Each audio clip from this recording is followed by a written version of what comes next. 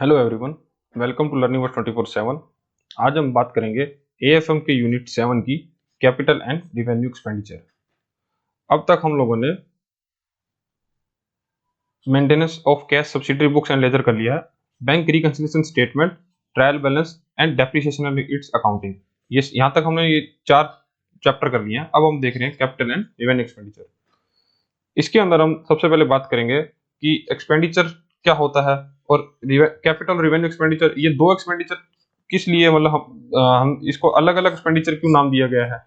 फिर उनकी डेफिनेशन देखेंगे और उसके बाद इसमें क्या डिफरेंसेस होते हैं वो देखेंगे। फिर रिसिप्ट्स क्या होती हैं और रिसिप्ट्स कितनी तरह की होती हैं, और उसके बाद लास्ट में हम देखेंगे इसके इंपॉर्टेंट एमसीक्यू। सबसे पहले बात करते हैं कि हम दो एक्सपेंडिचर एक्सपेंडिचर तो सबको पता ही है कि जैसे हमारा बिजनेस के होने वाले डेली रूटीन के खर्चे को, या वैसे खर्चे जो हम लॉन्ग टर्म के लिए करते हैं, उसको हम एक्सपेंडिचर बोलते हैं। अब एक्सपेंडिचर को हम दो भाग में बांटते हैं, एक कैपिटल और दूसरा रिवेन्यू। अब ये करने की जरूरत क्या पड़ती है, मतलब हम क्यों कैपिटल और रिवेन्यू एक्सपेंडिचर को अलग अलग बांटते हैं? क्योंकि देखो, सबसे पहले हमने देखा था कि हम बिजनेस के अंदर जनरल एंट्रीज करते हैं, उसके बाद अकाउंट के अंदर पोस्टिंग कर देते हैं। ठीक है, अकाउंट की पोस्टिंग के बाद हम ट्रायल बैलेंस बनाते हैं, और ट्रायल बैलेंस बनाने के बाद हम जब फाइनल अकाउंट्स बनाते हैं तब trading account, P and L account and balance sheet. ठीक है, ये सीक्वेंस में चलते हैं। अब जब हम trading account, P and L and balance sheet बनाते हैं ना, तब जो हमारा कैपिटल एक्सपेंडिचर होता है, अब कैपिटल एक्सपेंडिचर को हम बैलेंस शीट के अंदर दिखाना होता है, और जो रिवेन्यू एक्सपेंडिचर होता है, रिवेन्यू एक्सपेंडिचर को हमको पी एंड एल में दिखाना होता है। ठीक है, अब इस चीज के लिए, मतलब हमारे प्रॉफिट, हमारे बिजनेस की पिक्चर को क्लियर हमको मिले, उसके लिए हमको कैपिटल को बैलेंस शीट के अंदर और रिवेन्यू को पी एंड एल में दिखाना होता है। अब ये सब चीजों के लिए ही हमको कैपिटल एक्सपेंडिचर और रेवेन्यू एक्सपेंडिचर को जानने की जरूरत होती है। ठीक है, देखो, at the end of the year trial balance is prepared, and from trial balance final account, trading account, profit and loss account and balance sheet are prepared. Trial balance shows the debit and credit balance taken out the ledger. These balance taken are carried forward to the trading, profit and loss and balance sheet. All expenses and receipts revenue nature are shown in the trading and profit and loss account. All expenses and receipts of the capital in nature are shown in balance sheet. Is therefore necessary to know what is meant by revenue and capital expenses and revenue and capital receipts and their importance in preparation of final accounts. मतलब वही बात बोल रहे हैं कि final accounts बनाने के लिए हमको ये जानना बहुत जरूरी है कि कैपिटल रिसिप्ट्स किसको बोलते हैं और कैपिटल एक्सपेंडिचर किसको बोलते हैं, रिवेन्यू रिसिप्ट्स किसको बोलते हैं और रिवेन्यू एक्सपेंडिचर किसको बोलते हैं। ठीक है, तो अब सबसे पहले तो ये जान लें कि एक्सपेंडिचर क्या होता है। देखो, एक्सपेंडिचर वही होता है कि बिजनेस को रन करने के लिए या बिजनेस को ग्रो करने के लिए हमको जो खर्चा डेली बेसिस पे या लॉन्ग टर्म के लिए करना पड़ता है, उसी को हम एक्सपेंडिचर बोलते हैं। Expenditures refer to an act of spending money और amount of money spent on goods. It encompasses all outflow of cash or assets, whether for immediate consumption, investment or meet the final obligation।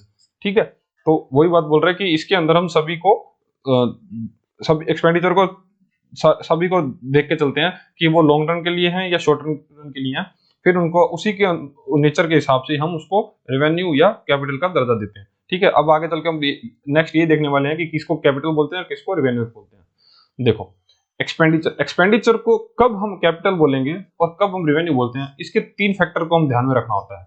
ठीक है, तो पहला है nature of the expenses, उस खर्चे का nature क्या है। Then effect on revenue earning capacity, हमको क्या रेवेन्यू प्राप्त हो रहा है, उसकी खर्च, उससे प्राप्त रेवेन्यू की कैपेसिटी क्या है। नेक्स्ट है बेनिफिट फ्रॉम द एक्सपेंडिचर, मतलब उस एक्सपेंडिचर करने से हमको क्या बेनिफिट प्राप्त हुआ। Nature of the expenses, this is one of the common tests to decide whether an expense is incurred in capital, revenue nature. Certain expenses are recurring. Recurring refer to frequency which a transaction occurs in a business. A recurring expenditure is one of which occurs frequently. For example, purchase of raw material, payment of salary, rent, telephone charges. These are revenue expenditure, revenue expenses.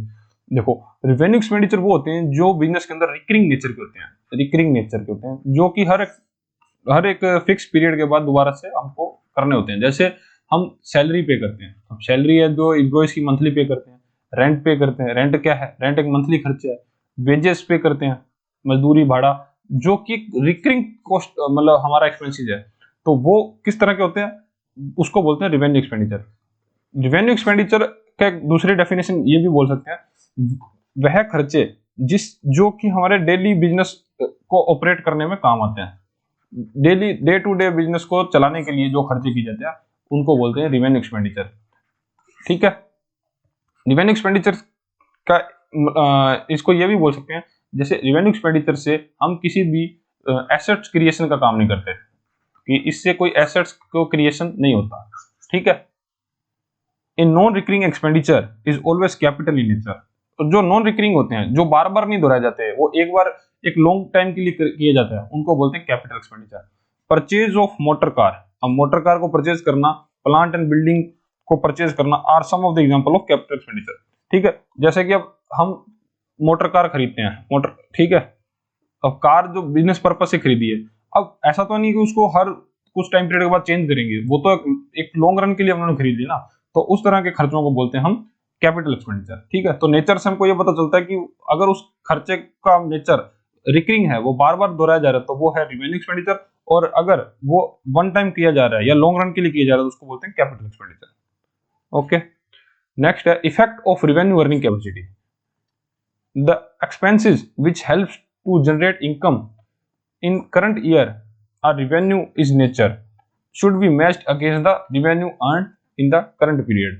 अब कुछ ऐसा खर्चा हमने किया जो कि एक current year के लिए हमको बेनिफिट कर रहा है, जैसे अब सैलरी पे कर रहे हैं हम, तो वो करंट ईयर के लिए बेनिफिट करेगा ना, क्योंकि वो जो हमारा एम्प्लॉई है वो उसी साल के लिए या उसी पीरियड के लिए हमारे लिए काम करेगा, तो वो क्या है, वो हमारा रिवेन्यू एक्सपेंडिचर है। On the other hand, if expenditure helps to generate revenue over more than one accounting period is generally called capital expenditure। अब कैपिटल एक्सपेंडिचर वो होते हैं जो कि हमको एक साल के लिए फायदा नहीं, मतलब उससे लॉन्ग टाइम के लिए हमको बेनिफिट देते हैं, तो उसको बोलते हैं कैपिटल एक्सपेंडिचर। जैसे हमने प्लांट एंड मशीनरी में इन्वेस्टमेंट किया, ठीक है, अब ऐसा तो नहीं है कि प्लांट सिर्फ एक साल की हमारा काम करेगा, वो तो लॉन्ग रन में हमको फायदा देगा। ठीक है, प्लस अब हम कुछ एसेट्स क्रिएट कर लेते हैं, जैसे लैंड खरीद लेते हैं, ठीक है, तो वो हमारा कैपिटल एक्सपेंडिचर हुआ, मतलब कुछ फिक्स हमारी फर्म को कुछ एसेट्स क्रिएशन हो रहा है, तो उस तरह के खर्चे को बोलते हैं हम कैपिटल एक्सपेंडिचर, और डेली रूटीन के खर्चे वो उन सबको बोलते हैं रेवेन्यू एक्सपेंडिचर। ठीक है, तो इससे ये पता लगता है कि हमको खर्चा करने से रेवेन्यू जो जनरेट हो रहा है, वो अगर एक साल तक हमारा रेवेन्यू हमको फायदा दे रहा है, तो वो जनरली उसको बोला जाता है रेवेन्यू एक्सपेंडिचर। ठीक है, और अगर एक साल से ज्यादा हमको फायदा देता है, तो वो है कैपिटल एक्सपेंडिचर, क्योंकि प्लांट है तो वो हमारे को लंबे टाइम तक फायदा देगा ना, तो वो है कैपिटल एक्सपेंडिचर। नेक्स्ट है बेनिफिट फ्रॉम द एक्सपेंडिचर। ये सब हम नेचर डिस्कस करनी है कि क्या क्या फैक्टर हैं जो हमको कैपिटल एक्सपेंडिचर और रिवेन्यू एक्सपेंडिचर में उनको अलग करते हैं। If the benefits from the expenditure incurred on the short duration it is considered as revenue expenditure. वही बात कर रहा है कि रिवेन्यू एक्सपेंडिचर शॉर्ट ड्यूरेशन के लिए फायदा दे रहा है, तो वो रिवेन्यू एक्सपेंडिचर है। As against this, if benefit is long duration, is treated as capital expenditure.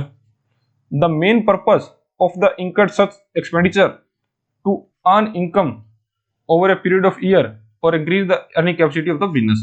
ठीक है, तो वही है कि कैपिटल एक्सपेंडिचर जब भी हम करते हैं ना, तब हम बिजनेस को ग्रो करने के लिए करते हैं।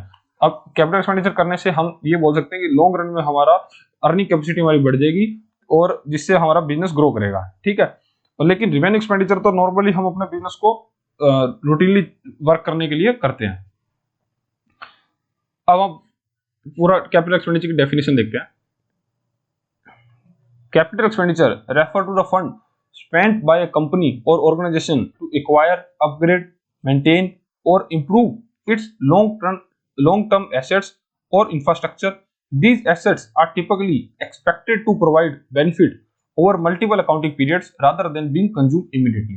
ठीक है, तो कैपिटल एक्सपेंडिचर किसको बोलते हैं, जो कि एक कंपनी के द्वारा किया जाता है, किसके लिए, किसी चीज को एक्वायर करने के लिए, या एग्जिस्टिंग किसी मशीनरी को अपग्रेड करने के लिए, या हमारा लॉन्ग रन एसेट्स को, लॉन्ग टर्म एसेट्स या इंफ्रास्ट्रक्चर को इंप्रूव करने के लिए, ठीक है, तो उस तरह के खर्चों को बोलते हैं हम capital expenditure.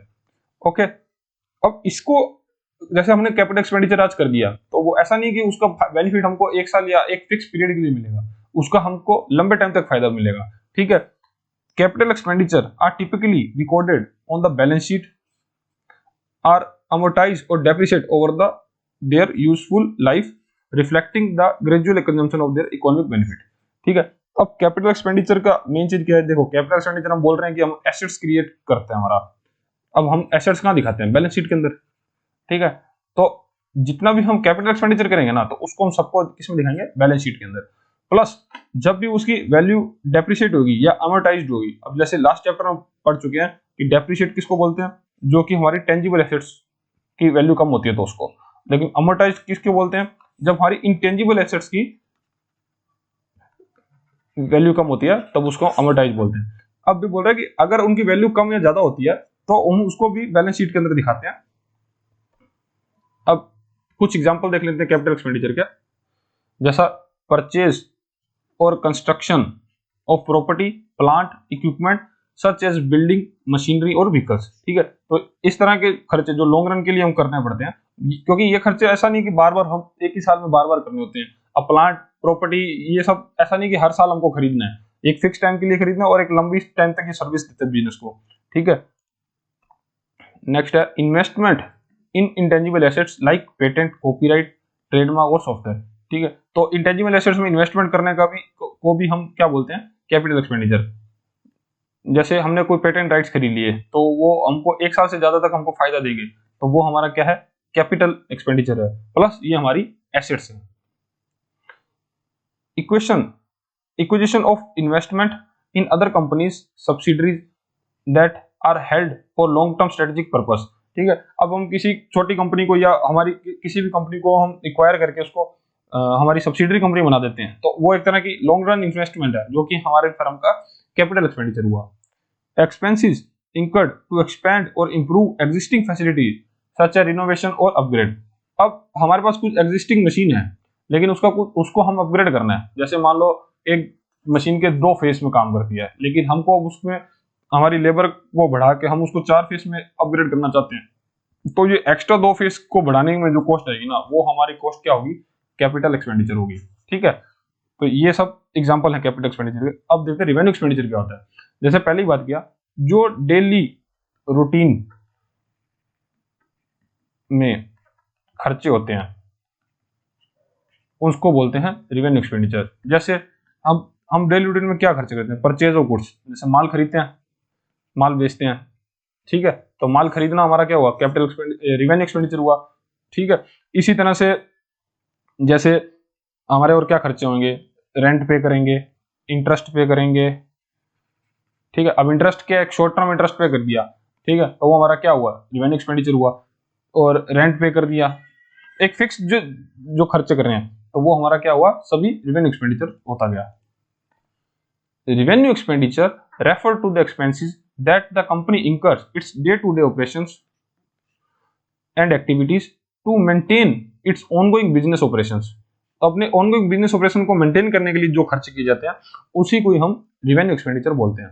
Unlike capital expenditure which are investments in long term assets और infrastructure, revenue expenditure are incurred to generate immediate benefits और typically expensed in period in which they are incurred, ठीक है। तो वही है कि रेवेन्यू एक्सपेंडिचर हमको एक फिक्स पीरियड जिसके लिए हम खर्चा करते हैं उसी का ही हमको बेनिफिट देता है। Revenue expenditure are recorded on the profit and loss account as expenses and are deducted from the company revenue to determine its net profit for a specific accounting period, ठीक है। जैसे कि कैपिटल एक्सपेंडिचर हम balance sheet में direct दिखाते थे, लेकिन revenue expenditure हमारा प्रॉफिट एंड लॉस अकाउंट के अंदर दिखाया जाएगा, जिससे कि हमारे प्रॉफिट में से रिवेन्यू एक्सपेंडिचर माइनस होता रहेगा और एक नेट प्रॉफिट हमको प्राप्त होगा, और जिससे हमको एक करेक्ट मिरर व्यू मिलेगा हमारी फर्म की फाइनेंशियल स्टेटमेंट का। अब एग्जांपल्स देख लेते हैं रिवेन्यू एक्सपेंडिचर के। Operating expenses such as salaries, wages, rent, utilities, insurance premium, ये सब हमारा क्या है, रिवेन्यू एक्सपेंडिचर है।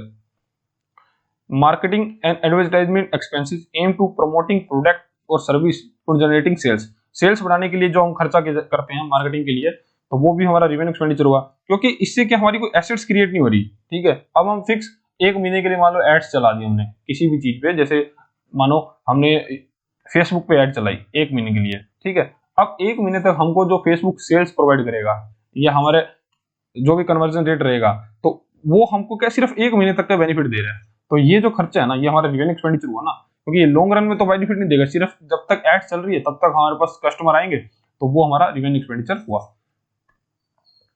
Repair and maintenance expenses for maintaining the functionalities and operational efficiency of equipment, machinery and facilities. अब हम किसी मशीन को रिपेयर करवा रहे हैं, ठीक है, या उसको मेंटेन में कोई खर्चा कर रहे हैं, जैसे कि मशीन का कुछ एक पुर्जा खराब हो गया, अब उस पुर्जे को ठीक करा रहे हैं, ना कि वो मशीन को पूरा नया बनवा रहे हैं। ठीक है, तो उस तरह के खर्चे क्या हुए, हमारे रिवेन्यू एक्सपेंडिचर हुए। एक्सपेंसेस इंकर्ड टू एक्सपेंड और इंप्रूव एग्जिस्टिंग फैसिलिटी सच रिनोवेशन और अपग्रेड्स, तो इस तरह के खर्चे हमारे हुए रिवेन्यू एक्सपेंडिचर। अब देखते हैं कि रिवेन्यू और कैपिटल एक्सपेंडिचर में फर्क क्या है। सबसे पहले तो डेफिनेशन देख लें, ये हम पढ़ चुके हैं लेकिन दोबारा से एक बार और क्लियर कर देते हैं। Expenses incurred during the normal business operations that are expected to be consumed within the same accounting period, for example rent, utilities, salaries। ठीक है, तो सेम अकाउंटिंग पीरियड्स के टाइम जो खर्चा किया जाता है वो होता है रिवेन्यू एक्सपेंडिचर, और जो लॉन्ग रन के लिए खर्चा किया जाता है वो होता है कैपिटल एक्सपेंडिचर, जैसे लॉन्ग टर्म एसेट्स। ठीक है, तो इसमें खर्चा किया जाता है मोर देन 1 अकाउंटिंग पीरियड, तो उसको बोलते हैं capital expenditure, including purchase of machinery, building, upgrading existing facility. Impact on financial statement, अब इसके अंदर हम इसको कहाँ लिखते हैं, नेट प्रॉफिट के अंदर, प्रॉफिट एंड लॉस अकाउंट के अंदर, और इसको दिखाते हैं बैलेंस शीट के अंदर, ये हम पहले ही पढ़ चुके हैं। पर्पस क्या होता है इसका, intended to maintain the current operational level of business, it does not increase the efficiency और capacity of building beyond current state. ठीक है, अब जैसे हम रेंट पे कर रहे हैं या सैलरी पे कर रहे हैं, तो उससे को बिजनेस को उसकी ग्रोथ में तो थोड़ी हो रही है, मतलब हम उसमें कुछ एक्स्ट्रा तो नहीं कर रहे, मतलब उससे कैपेसिटी तो हमारी नहीं बढ़ रही ना।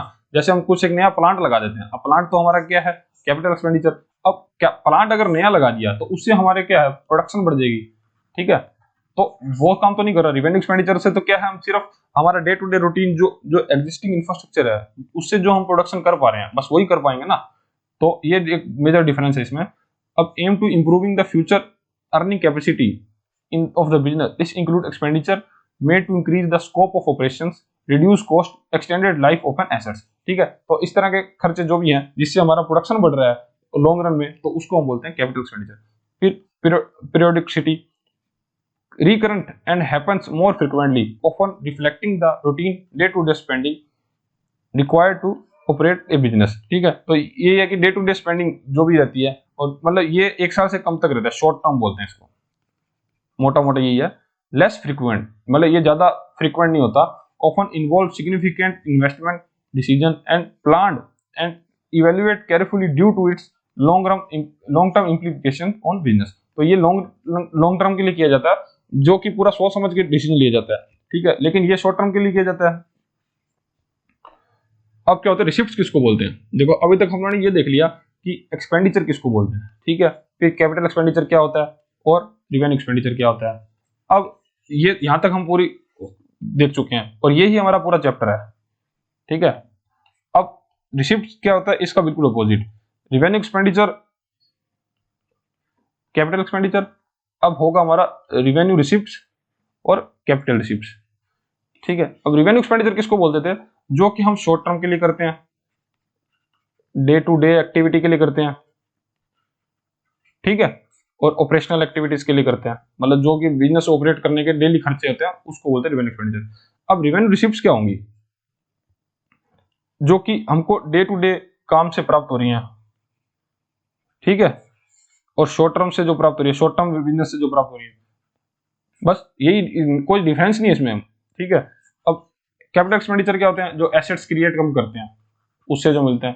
ठीक है, या किसी को लॉन्ग टर्म लोन दे देते हैं, उससे भी हमको फिक्स मतलब उससे ब्याज मिलता रहेगा।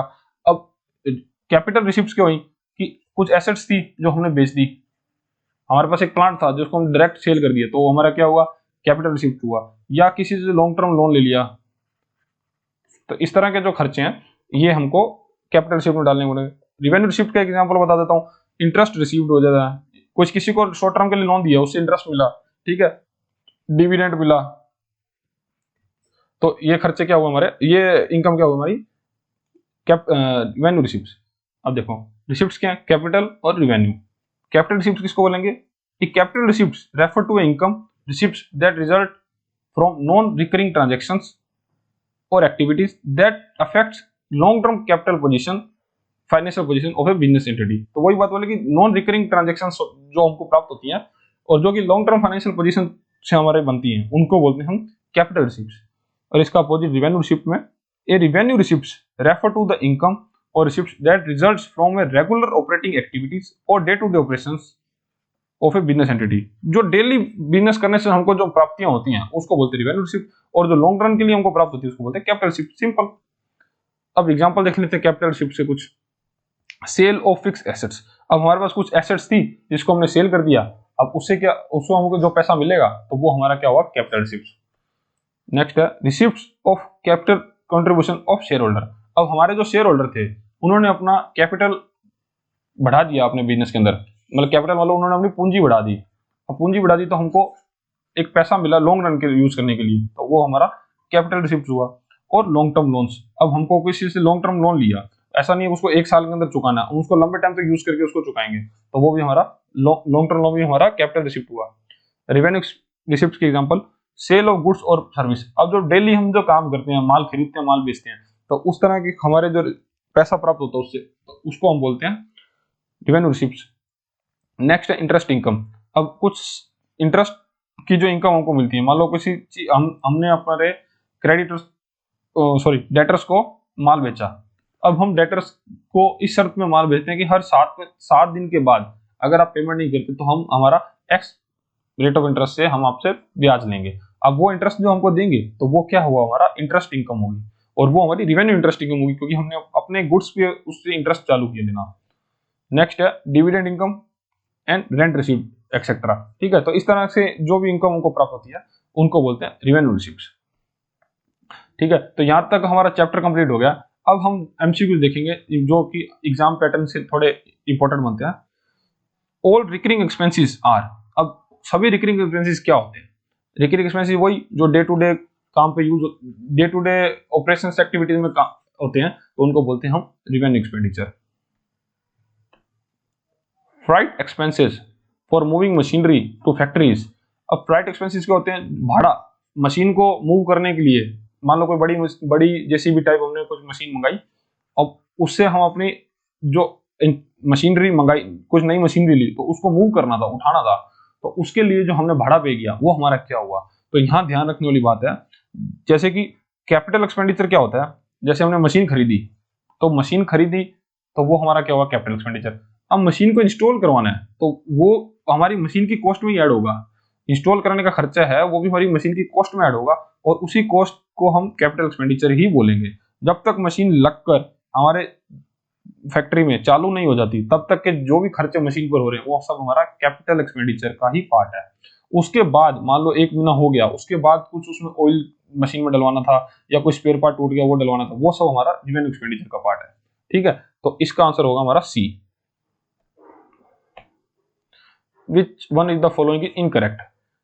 अब इसमें गलत क्या है, replacement of defective part of machinery is revenue expenditure. ठीक है, हाँ, तो अभी मैं यही बात करके आएगा कि अगर रिप्लेसमेंट किया डिफेक्टिव पार्ट को तो वो हमारा रेवेन्यू एक्सपेंडिचर होगा। फिर daily wages paid to erection installing of machinery is capital expenditure. ठीक है, तो डेली वेजेस अगर पे कर रहे हैं किसके लिए, मशीन की इंस्टॉलेशन के लिए। यहाँ पे ध्यान रखने वाली बात यह है कि इंस्टॉलेशन पर जो खर्चा है तो वो हमारा कैपिटल एक्सपेंडिचर है, क्योंकि पहली बार जो मशीन को लगाने की कॉस्ट वो हमारी कैपिटल एक्सपेंडिचर में ही काउंट होगी। फिर under writing commission for issue of shares is revenue expenditure. ये हमारा गलत हो जाएगा, क्योंकि जब हम हमारे इश्यू शेयर को इश्यू करने में जो कमीशन पे कर रहे हैं तो वो पहली बार ही कर रहे हैं। ठीक है, और ये लॉन्ग रन के लिए कर रहे हैं, ऐसा तो नहीं है कि सिर्फ 1 साल के लिए एक फिक्स टाइम पीरियड कर रहे हैं, तो ये हमारा कैपिटल एक्सपेंडिचर होता है। फिर भी नेक्स्ट अपने पढ़ लेते हैं। Excess of sale price of machinery over its written down value but less than cost price it treated revenue receipt. ठीक है, तो ये रेवेन्यू रिसिप्ट होगी, सही बात है, सी हमारा करेक्ट आंसर हो गया। Foreign expenses to be classified as revenue और कैपिटल डिपेंड्स ऑन। अब हम कब खर्चे को रेवेन्यू और कैपिटल बोलेंगे तो उसमें क्या क्या फैक्टर काम आते हैं। देखो काइंड ऑफ एक्सपेंसेस, किस तरह का खर्चा है, duration of benefit of the expenditure, तो ये भी फैक्टर काम आता है, effect on revenue earning capacity, तो ये भी होता है। तो ऑल ऑफ द अबव हमारा आंसर हो जाएगा। Which is not the example of capital expenditure, तो कैपिटल एक्सपेंडिचर का एग्जांपल कौन सा नहीं है। मशीनरी परचेज करी, कैपिटल एक्सपेंडिचर का पार्ट है। Payment for obtain patent rights, ये भी कैपिटल एक्सपेंडिचर है। वेजेस फॉर मशीन इंस्टॉलेशन, ये भी कैपिटल एक्सपेंडिचर। जो परचेज गुड्स है ये हमारा रेवेन्यू एक्सपेंडिचर है, ठीक है। अब आप सभी को यहाँ पे डाउट होगा कि 3 क्या है, payment for obtain patent rights. Patent rights हमारी इंटेंजिबल एसेट्स है। अब इंटेंजिबल एसेट्स को भी हम ऑब्टेन कर रहे हैं जब, तो वो हमारा कैपिटल एक्सपेंडिचर ही हुआ, क्योंकि पेटेंट राइट्स हमारा कुछ एक फिक्स पीरियड के लिए नहीं है, मान लो वो 3 से 4 साल के लिए है, ठीक है, तो वो हमारे को लॉन्ग रन में फायदा देने वाला है, तो इस तरह के खर्चों को हम कैपिटल एक्सपेंडिचर बोलेंगे। Which is not the example of revenue expenditure. Payment of salaries, ये हमारा revenue expenditure. Purchase goods, revenue expenditure. Interest payment, revenue expenditure. Wages for machine installation, ये हमारा पहले ही बात कर चुके हैं, कैपिटल एक्सपेंडिचर होता है।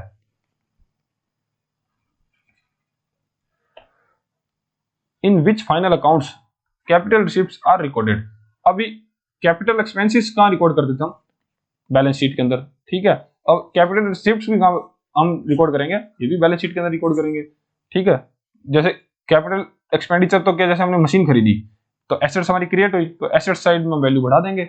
लेकिन जब कैपिटल रिसीप्ट हमको प्राप्त हुई, मानो एसेट्स हमने बेची, एसेट्स बेच दी, तो एसेट साइड के अंदर वैल्यू घटा देंगे, तो ये हम कहाँ दिखाएंगे, बैलेंस शीट के अंदर, ठीक है। In which final accounts revenue receipts are recorded. अब रिवेन्यू रिसीप्ट्स कहाँ दिखा देते हैं, दो रिवेन्यू एक्सपेंडिचर हम P&L अकाउंट में दिखाते हैं, तो रिवेन्यू रिसीप्ट भी हम कहाँ दिखाएंगे, P&L अकाउंट में, ठीक है। तो बी हमारा करेक्ट आंसर हो गया, ठीक है दोस्तों। तो यहां तक हमारा चैप्टर खत्म हो गया। अब हम 7वां चैप्टर हमने खत्म कर लिया। अब हम नेक्स्ट वीडियो में देखेंगे बिल्स ऑफ